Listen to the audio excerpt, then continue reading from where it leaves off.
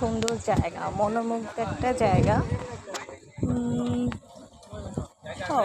আগে যতটুকু জেনেছি এটা আগে একটু নদী ছিল, খালের মতো ভরে তুলছে দিয়ে বালি দিয়ে। তো অনেক সুন্দর,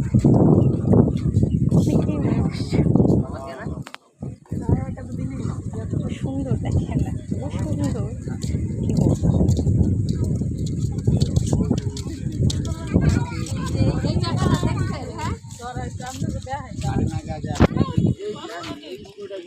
এই যে একটা খড়ের জায়গা।